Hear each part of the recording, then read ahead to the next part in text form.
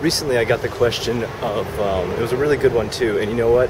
I wish I could give credit to the person who asked me, but unfortunately I don't have my computer out here.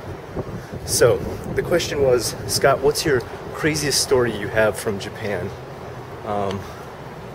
And actually my craziest story about Japan doesn't even involve any Japanese people at all, actually. It involves my very first job that I had in Japan, and that was with Nova, as I've said before. And when you start out with Nova, pretty much they get your apartment for you. They set everything up. They set up your living arrangements and everything like that, and you pretty much get stuck with roommates, and you don't get to choose who you live with. Now, I was pretty lucky. I had a guy from Germany, and I had a guy from the UK. Very nice guys, very civil, great roommates. You know, I'd definitely be a roommate with them again in a minute because, I mean, they were really good guys. But next door to me had also been taken by Nova, and there had also been gaijin put in there.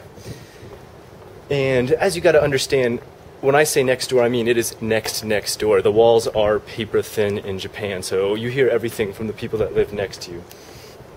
So, the three people, we were in 3 bedrooms. We had 3 bedrooms in the apartments that we had. There was a guy named Jake, and there was a guy named Bob. Okay, we'll change all the names to leave the guilty anonymous. And Jake was a pretty good guy, but when Jake got drunk, he actually had a problem with his anger. He had a real big problem with his anger. And I never really noticed until maybe the second time or third time I hung out with him, that pretty much anytime he got drunk, he just wanted to fight. Okay? So, not always a good situation to hang out with someone like that. I'm sure some of you have met people like that before. And Bob, on the other hand, had some huge mental problems, okay? Now, you know, I'm not a psychologist, I'm not a psychiatrist. I can't classify exactly what he had, but the guy had serious mental issues. Pretty much, almost anything you would say to this guy, he would think you were trying to diss him or dog him. And he would take offense to almost anything you would say. So, you always had to be careful what you said around Bob. And he got really aggressive really fast, and pretty much it got to a point where if he was around, you pretty much wanted to leave the room because you didn't know what was going to happen.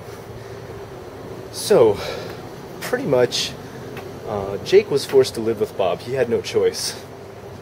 Like I said, Nova chooses who you live with before you come here.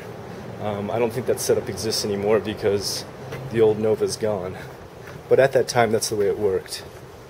So, pretty much these two are living with each other, and Bob is really starting to get on Jake's nerves. Pretty much, he's snapping at every little thing Jake says, and Jake's not even trying to make this guy mad. He's trying to just keep to himself. And so finally, one night, Jake, he's a pretty big guy. I mean, this guy's a weightlifter. He's a pretty big dude. Gets really drunk and decides he's going to beat up Bob. And luckily, we had him outside of his apartment at the time. He was at a bar, but he started talking more and more about how badly he wanted to beat up Bob. And, you know, we tried to calm him down, my friends and I tried to talk him out of him, tell him, you know, within a short amount of time, he can get his own apartment, he can move away from Bob, and he'll be okay. And pretty much it just kept escalating in his head no matter what we told him. And the guy couldn't calm down.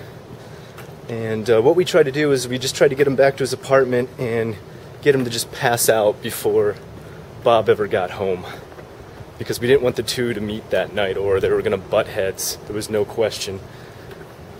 So we get him to sleep probably around 3 a.m. And I go back to my apartment myself and everyone else goes back to theirs. And at about 5 a.m. I get woken up by yelling out on the balcony on the apartment next to me. And of course, this is where Jake and Bob live.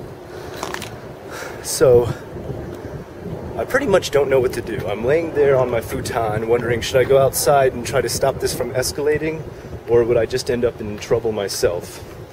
So I listen, and pretty much what I hear is Jake is threatening to throw Bob off of the balcony. We're up about 24 floors. This is a pretty big high-rise apartment complex that we're living in, and he's pretty much threatening to throw him off. So I don't quite know what to do. Finally, I hear the third roommate come in and get the two to finally calm down, and it sounds like everything's okay. And I fall back asleep, and I wake up the next morning wondering if it was a dream or did that really happen. So, I try to call my friend Jake. I try to call him and see exactly what happened last night, and I can't get a hold of him. I can't find out what's going on. And finally, I run into him when he's walking down the street. He's walking back from his job.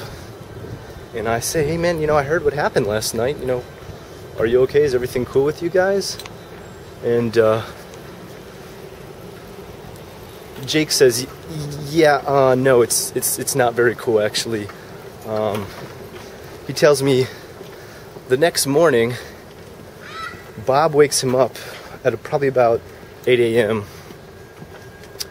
and he's standing over him with a knife that he had bought at a store, like a katana store. And he tells him that if he ever does anything like that again, he'll cut his throat open. And I mean, we're talking a place like this is, everybody's working for like a corporate a Kiowa English conversation place. And this guy Bob I'm talking about, this dude's 36, okay? So he's not just some punk-ass little kid. This guy's a 36-year-old, and Jake was actually a lot younger. He was maybe only 27, I think. And these dudes almost killed each other in one day. So anyway, he's holding the knife over his throat and says, you ever do something like that again and I'll kill you. And I guess he pretty much threatened him that way because Jake was quite a bit bigger than Bob, and he could be quite a bit intimidating with a giant bodybuilder frame. So pretty much at that point, the third roommate comes into the room again and has to break up a second incident of them about to kill each other. And he sees Bob with this knife and says, dude, what are you doing? And Bob quickly puts it away and says, yeah, no, nothing, man. I wasn't doing anything. And he was like, yeah, you had a knife, man. You were about to, like, kill Jake. And he was like, nah, I don't know what you're talking about. So at that point, Jake's pretty freaked out. I mean, a knife-wielding roommate's not exactly a fun thing to have. And he goes to Nova, the company, and tells them, hey, the roommate you put me with woke me up this morning with a knife over my neck. Now, of course, he did fail to tell them that he almost threw the guy off the balcony last night, but he lets them know. And what does Nova do? Nova says, oh, okay.